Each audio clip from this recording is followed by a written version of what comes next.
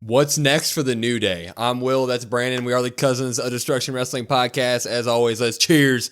Talk about some wrestling, huh? Yeah, I figured we kind of needed to talk about this. I mean, this is the biggest breakup in the last, 10 years since the Shield, probably. I would say so. I mean, you're going through it. You're thinking about it. tried thinking about it today. I think this is probably the biggest one since the Shield. Yeah. I mean, at least for us, it hit home a little bit harder, maybe than some people. So why not get our feelings out and talk about it and what's next? Because I don't think anybody saw this coming. Yeah, I mean, for those of you who watch Raw, obviously, and watch us, we'll go over it real quick. But on Monday, they did do the 10-year celebration of New Day, but it wasn't much of a celebration because the second they got in there, they decided to act like mom and dad were splitting up for a minute and getting a divorce. They, meaning Woods and Kofi, and then Big E came out. And then the twist of the world came. And, I mean, we all knew Xavier Woods was about to talk that man down because he's been in a pissy mood for a month. But Kofi Kingston joins in on the hate, and he calls out Big E, too, for not being there for all the stuff, his broken neck, and he says that Stone Cold came back and all that noise. So we're just going to go through it. And on a side note, today, actually, as of filming this, WWE officially listed them as heels on the website. So Kofi and Xavier are officially heels. And yes, we know that the New Day have been heels before, but this is a different moniker. I mean, this is full on, they're going to come out wearing black. Well, and I saw some people comment before, like, oh, well, they've been heels before. They've been heels, but like they weren't established at that point. For me, at least. Like, you know what I mean? They weren't the New Day. Like, they were the New Day, but they weren't the New Day as we know them now. As we've grown to kind of love them and love just the happiness and the silliness and the power of positivity. Like, it wasn't that. God, I haven't heard that in a while. Yeah, that makes it hit home even more. The power of positivity.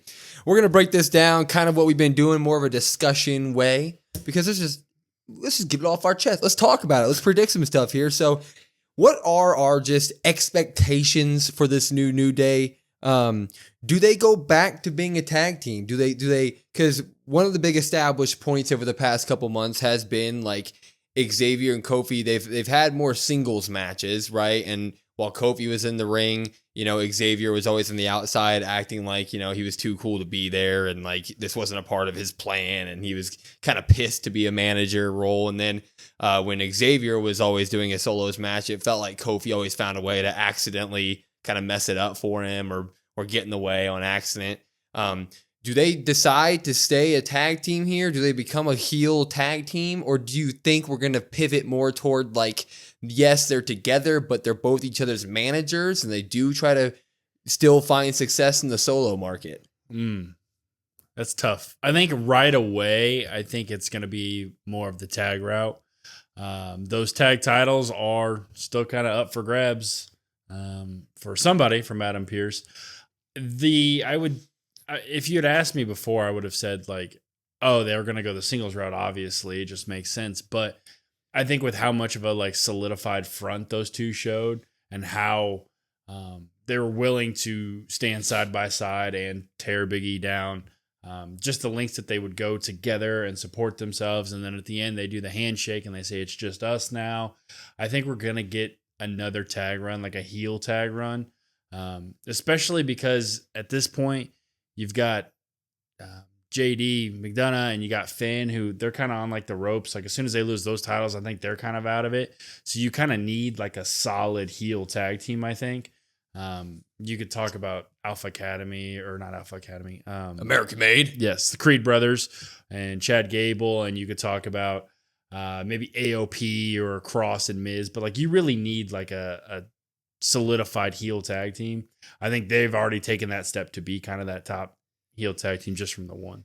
Yeah, I mean, it's hard. I do think it's hard because I do think they say a tag team, but it feels like one of the biggest missed opportunities of Raw over 2024 has been their lack of being able to establish the tag team division in the men's aspect of things in terms of like you have American Made that was this new faction, but like you see them once a month in tag action. And when they're doing stuff, they're doing small stuff against like the LWO. You have the LWO who can kind of mix and match their guys, but they're not like an established threat in the tag team division. I mean, I guess Ray and Dragon Lee are more they've been teaming up a little bit more recently, but it's kind of the same thing with American Made where like we rarely see them. So are they established? Are they a threat in the tag division? I don't know. And then you talk about AOP, who's now kind of wrapped up in the Wyatt Six stuff. And then you have Wyatt Six for that matter, but that stuff is still like inkling there.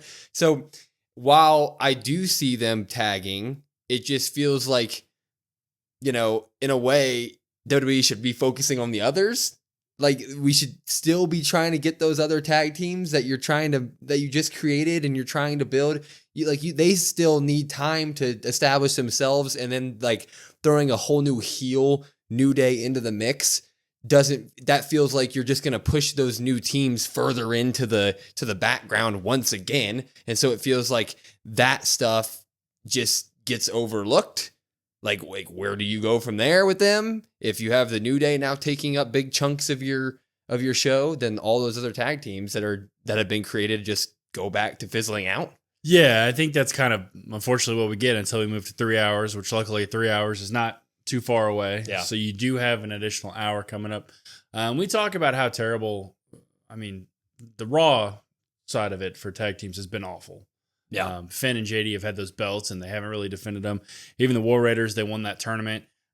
They lost their match, and it's just kind of like, oh, what was the point of the tournament? Like all this stuff has kind of happened. I mean, New Day's shown that you can put those tag titles on them and they will kind of like rise to the top in terms of those tag teams and even the card at times. Like back when the New Day were faces and they were really on their stride, like they were the main people of the night. Like that's who you went to see. That's who people loved. You know, they were putting on the best matches at times. Oh my God. The storylines were good. Like they were right up there, even sometimes more anticipated than like the main event.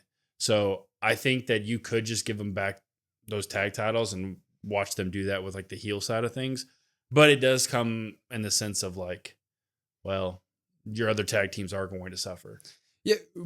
More importantly, because like when we talk about that, when you're talking about that, it's like if they do get reinserted back into the tag team division, they're the same New Day characters, but they need to be reestablished in terms of like they will want them to look dominating again. So you're going to start having to not only throw them in the tag division, but start beating everybody. Mm-hmm. So then it's like, not only are you going to have to be, shoveling these new teams at them, you're going to have to be shoveling the new teams at them and having them lose in order for this payoff to be something, and I know that they said, we'll call Big E if we ever need you. And that might be part of the story. That might be part of the story of like, even when they turn heel, they can't get wins. And it feels like Big E is that left out piece. Mm. But that just furthers my opinion on the idea of them staying a tag team in the Raw division. Just doesn't feel, it doesn't feel like the right thing to do when you've tried to build so many new tag teams. Yeah, but I'll counter that as well, because if you separate them, like we're talking about just a tag team where it's you only have a certain amount of time, like you can have them both on screen at the same time and you can save time that way. If you separate them, that's even more time you have to dedicate, and that mid-card scene is already so heavy. It is already dominated. Braun Breaker's a star. Ludwig's a star. Sheamus is putting on bangers. They're just really in a spot where I feel like they have to kind of do that because you don't have the time right now. Yeah, it does feel like we were big proponents of like, 2 hours is going to be great. And it is great. I mean, getting done at 9. They fly by, let me tell you. They fly by. The shows have been great. And the 9 p.m. end time here, because we're Central Time, feels phenomenal, especially because we record afterwards. So it's like we're getting to bed at a decent time finally. Mm-hmm. But when you start doing stuff like this and building up so many people, it's like, well, damn, you may need that extra hour, bro, because I don't see my people as much as I want to see them. Yeah, and it's going to come. And then I think eventually, I think they probably get those tag titles sooner rather than later. And you do. I think that they probably carry those into Mania, realistically. Just because, and me, selfishly, none of those Raw kind of tag teams really kind of do it for me, Like the War Raiders, when they were talking about it, like getting those titles off of Judgment Day, I was like, cool, that would be good. Get the titles off of them, but that's not somebody I'm interested in seeing. I'm already head and shoulders above that, interested in them. Yeah, but with that said, I think when the second they shaked the Kofi and Xavier, I was like, well, the War Raiders are 100% going to take the titles off Judgment Day, and then the New Day is 100% going to take the titles off the War Raiders. Yeah. Yeah, and it's going to be, I couldn't tell you when, obviously, but I would assume it's probably pretty fast.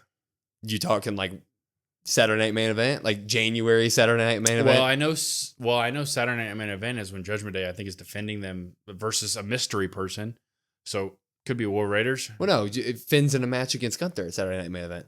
Oh, he is. I think they're going to have Raw. It's going to be on Raw. That's on Raw. Yeah. Getting all the dates mixed. Unless the mystery people are the New Day. That's what I think could happen. Oh no. Which I would not like that, but because in the War Raiders, they're just put out the pasture basically. But it is what it is. I mean, I think they're going to continue to dominate the tag division, and then I think eventually, as time goes on, you're going to see Woods kind of push to be, maybe while they are still tag champs, maybe not, but he's going to try to continue to push to be that solo guy. That's what I was about to say. So, we've been sitting here talking about how they're going to stay as a team, but what if this New Day does take on the moniker of being each other's managers, and maybe Kofi now knows the importance of being there for his teammate, right? Because that was part of the reason they broke up with Big E, was like, you were never there for us when we needed you. Well, now the one thing Xavier Woods hasn't done is get that IC title, is get a solo title, period. So could Xavier Woods with Kofi Kingston push to make an IC title run, maybe beat Braun, maybe beat a Ludwig, whoever decides to have it? Yeah, I kind of answered my question, I guess, when I talked about the tag team thing. Like, I don't see there being any way for them to have a singles title anytime soon, either of them, just because that mid card is already so stacked. They're already so many people. They're already at the back of the line. Like, they haven't even really challenged for anything. They haven't won any of their singles matches. So they're in the back of the line. You got, Chad Gable is in that line.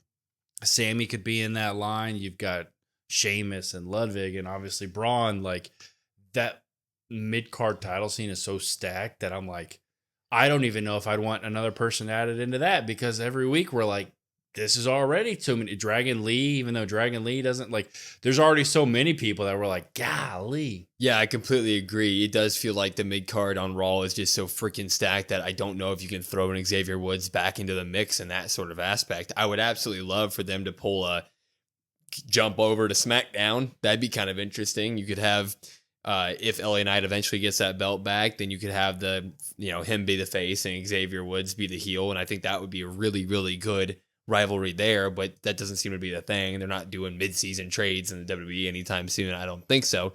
But I think that if you're going to turn them heel like this, that should be one of the main goals, though. Like, I think when I'm breaking it down in my head on the logistics on how to get Xavier Woods an IC title, it's like, well, there's no way to do it. There's no path, no road. But at the same time, this is such a turning of the leaf for these guys. It's a new beginning, and that's like a new day. One could say it's a new day, and that's the one thing that New Day hasn't done. I mean, Big E got a title, Kofi got a title, Woods has won some Kings of the Rings, but so it feels like the only payoff of this, like the only way that they can do the heel turn and then turn to Big E and be like, this was worth it, is if you got Xavier Woods walking out with a solo strap.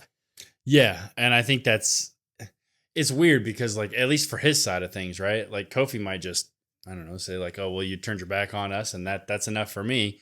But, like, Woods' whole thing is like, I've never been the one to win. I've never been the one to win. So, like, it would seem pointless for him to not win something and it just a turn for the sake of turning. But I think at least maybe in the future, like the next few Raws as we kind of go into the new year, maybe they have a match or two, maybe not every single week, but maybe they're backstage attacking people, or like maybe Ray comes up to them and tries to talk to them. Like, I can't believe you guys talk to them like that. And maybe they beat him up in the back. I don't know, maybe some short, like small backstage segments. Cause I think this is ultimately going to last a while. Like I said, I think that they're going to probably run this until Mania, I would assume. Me too. They love those long stories. And this is kind of the perfect time, perfect length, in my opinion, to kind of get it to Mania. So you really got to establish those guys being heels. I mean, they just start beating up people in the back, I guess. Yeah, I mean, when you start to break down the potential feuds, of course we have like all the people we've already said, LWO, American Made. You can pull out whatever else, PFC. That'd be kind of fun. But to me, it feels like this Xavier Woods and Kofi Kingston heel turn would fit absolutely perfectly with Karrion Kross and The Miz. If they could find their way into that group and take on the Wyatt Six would have reason to attack them. It would just fit perfectly. I think that should be the number one road that they take on this. Yeah, I think that's probably, I just said I think they challenge for those tag titles sooner or later. Maybe they're that mystery opponent. I would say it's probably a little too quick for that. But I think that road that you're talking about is perfect, especially right away. On Raw, we've got the Wyatts versus AOP and Cross and Miz and like a 8-person tag. You could easily have the Wyatts just destroy AOP, and you've got Cross and you've got Miz looking for some help. Obviously, Kofi, Miz, Woods, they all go back. Cross was obviously trying to recruit Woods, and that was a through line for so long. And Kofi was kind of against it, but at this point, Kofi and Woods seem to be at least closer than ever at this point. Whatever you do, I'll do. And it just kind of makes sense. And, they're turning their back on the family. It's perfect for the Wyatts. Maybe the Wyatts end up destroying AOP. Maybe another week you get Kofi and Woods being the target of some sort of Wyatt thing. And then you get them kind of Miz, Cross, Woods, and Kofi in the back talking about like, okay, well, there's 4 of them. If we team up, there's 4 of us. I think that's a really good way. And plus that helps the Wyatts out. That really brings some legitimacy to them, and they need to do something. Yeah, I think that you do exactly that. You have the Wyatts take out AOP because I'm sorry, as cool as they look, they just don't have the character aspect down. Do they look cool though? Fair enough. That's a real question. They're big. They're big old dudes. Yeah, but have Wyatts take out AOP. Have Wyatts do something to the New Day because they just turned on their biggest part of their family. And then you have Miz, Karrion Kross, and Karrion Kross looking at Xavier Woods saying, I told you. I told you needed us. And then they agree. That 4, that would elevate Karrion Kross to another level. Wyatt 6 are begging for something, man. Begging for an actual decent rivalry here. And those 8, magic. It'd be magic every time they're in the ring. Yeah, it'd be magic, and you could mix and match, right? Like, yeah, exactly. You could have Rowan and Howdy versus New Day, or you could have, Gacy and Loomis versus Miz and Cross. Like, you could literally mix and match people, and it just would flow so easily. And, New Day needs something right away. I think everybody's first thought is like, well, they turned on Big E. Now what? Now what do you do? If you have those Wyatts, their through line has been, if you turn your back on your family, you're the target. They just have been lacking like for months at this point. And they were kind of like, I would say they're kind of running out of options right now. Because if you look at it, you're like, well, who are they really going to go after once this AOP Cross and Miz thing's over? Well, that's a perfect solution right there. I think it absolutely writes itself. I think that should be the number one thing that they do. And that's something that you could carry. The way they do the Wyatt segments, that could be a story till 2026. We only do 30 seconds of freaking show for them. Yeah. Good Lord. Yeah. Maybe you'd have more like in-ring stuff at that point then. Yeah, hopefully. And you could even do crossover stuff. Like I know Woods, at least for a while, was doing the YouTube stuff. Like maybe you could have Howdy interrupt something like, you know what I mean? Like you could do anything with it. And you could also still have the friction there. You could also still have friction in terms of like Xavier Woods and Karrion Kross, like kind of, friction over being the leader of that group. You could have like, it could be deeper than just like us against the Wyatts is what I'm saying. You could have within group drama, which is like, seems to be the number one thing in WWE right now is within faction drama. Right. Mm-hmm. So you could also do that. Yeah. And you got 4 guys, like Cross can talk on the mic, Miz can talk on the mic, Kofi and Woods can as well. If they eventually conquer the Wyatts, or maybe they end up losing to the Wyatts, that's a perfect little quick feud. You could have Miz and Cross versus the New Day right there. Yeah. Yeah, 100%. Do it. Absolutely do it. But, the main thing here, one of the main things here is Xavier Woods said to the crowd, just go ahead and tell them now you're never coming back. Big E, you're never going to come back. Does Big E eventually come back to take on this New Day? And if he does he bring backup? Or does Big E find a way within the next couple months to bring the family back together. Yeah, I almost see as if it's like a point of no return right now. They have never really kind of turned their back on somebody and said some of the things. And, you have Big E's girlfriend on Twitter going back at Woods and the back and forth there, which is gold as well. I think at the end of the day, however they get there, tag champions, Mania, why all this stuff that we've just talked about, at the end of the day, I think there's one thing at the end of the road, and I think it's Big E and somebody versus this New Day.